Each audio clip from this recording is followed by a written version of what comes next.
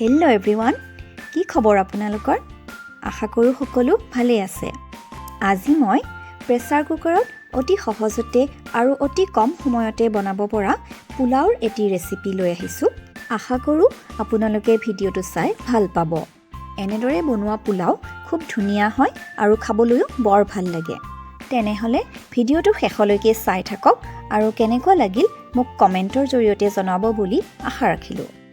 পোলাও বনাবৰ বাবে মই এই কফি কাপটোৰে 3 কাপ ৰামপাল জহা চাউল লৈছোঁ। এইখিনি আধা কেজিতকৈ অকণমান বেছি হ'ব।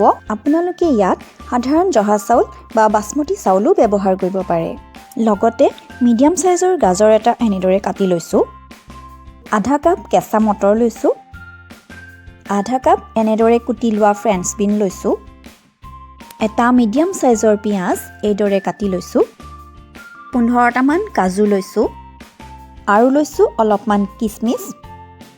ডাঙৰ চামুচেৰে এচামুচ আদা নহৰু বটা, সৰু চামুচেৰে এচামুচ গোটা জিৰা, দুখিলা তেজপাত, 4টা ইলাচি, অকণমান ডালচেনি, 4টা লং, ডাঙৰ চামুচেৰে এচামুচ ঘিউ আৰু লৈছোঁ চাহ খোৱা কাপেৰে একাপতকৈ অকণমান কম ৰিফাইন তেল। প্ৰথমতে চাউলখিনি ভালদৰে ধুই লৈছোঁ আৰু পানীৰ পৰা টুকি লৈছোঁ। ইয়াত থকা এক্সট্ৰা পানীখিনি শুকাবৰ বাবে মই কাঁহী এখনত চাউলখিনি বহলাই মেলি দিছোঁ আৰু কিছু সময়ৰ বাবে ফেনৰ তলত ৰাখি দিছোঁ। আপোনালোকৰ ওচৰত যদি ফুটা থকা খৰাহী বা চৰিয়া আছে তেনেহ'লে চাউলখিনি তাত থৈ কিছু সময়ৰ বাবে থৈ দিলেও হ'ব। গোটেইখিনি চাউল কাঁহীখনত নধৰিলে, সেয়েহে বাকী ৰোৱাখিনি চৰিয়াটোতে এইদৰে মেলি থলোঁ। কিছু সময়ৰ পিছত চাউলখিনি জৰ্জৰীয়া হৈ পৰিছে আৰু পোলাও বনাবৰ বাবে ৰেডি হৈ গৈছে। এতিয়া এটা প্ৰেছাৰ কুকাৰ গৰম কৰি তাত ৰিফাইন তেলখিনি দি দিছোঁ আৰু তেলখিনি গৰম হোৱাত তাত কাজু আৰু কিচমিচখিনি দি কিছু সময় ভাজি লৈছোঁ। কিছু সময় ভজাৰ পাছত যেতিয়া কিচমিচখিনি ফুলি ফুলি আহিলে তেতিয়া সেই গোটেইখিনি প্লেট এখনত কাঢ়ি থৈছোঁ। সেইখিনি তেলতে এতিয়া দিছোঁ সৰু চামুচেৰে এচামুচ চেনি।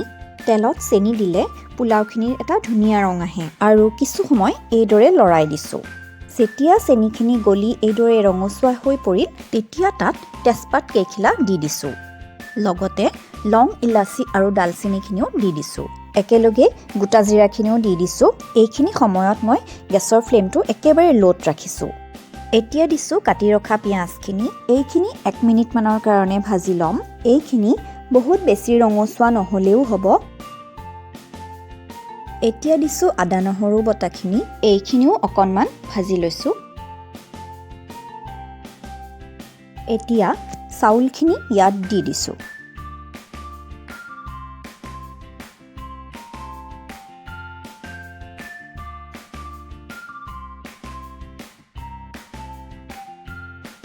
লগতে ইয়াত গাজৰ, ফ্ৰেঞ্চ বিন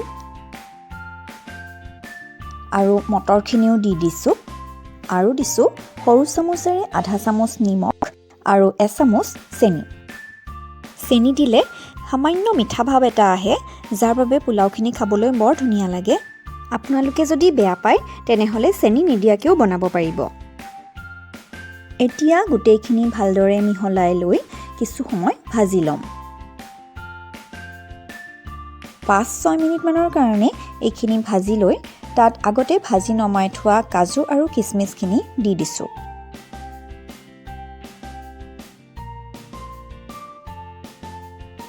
এতিয়া গোটেইখিনি ভালদৰে মিহলাই লৈ আকৌ 1 মিনিটমানৰ কাৰণে ভাজি লৈছোঁ।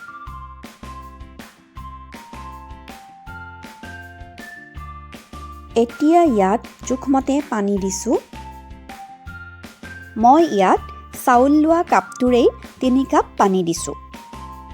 এতিয়া কুকাৰৰ ঢাকন লগাই গেছৰ ফ্লেমটো বঢ়াই দিছোঁ। এটা হুইচেল অহাৰ পাছত কুকাৰটো নমাই ৰাখিছোঁ।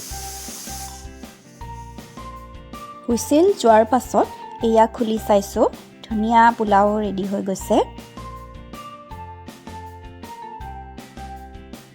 এতিয়া ইয়াত এচামুচ ঘিউ দি দিছোঁ আৰু গোটেইখিনি ভালদৰে মিলাই দিছোঁ।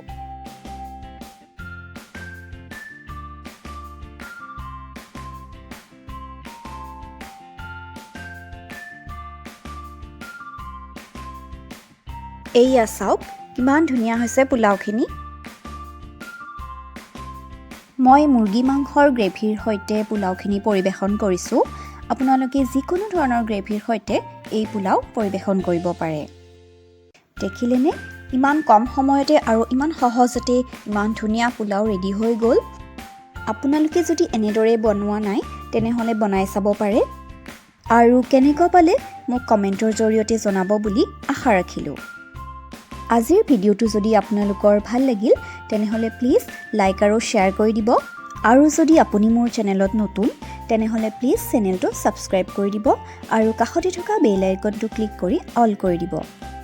তেনেহ'লে পুনৰ এটা নতুন ৰেচিপিৰ সৈতে লগ পোৱাৰ প্ৰতিশ্ৰুতিৰে আজিলৈ আহোঁ। ধন্যবাদ।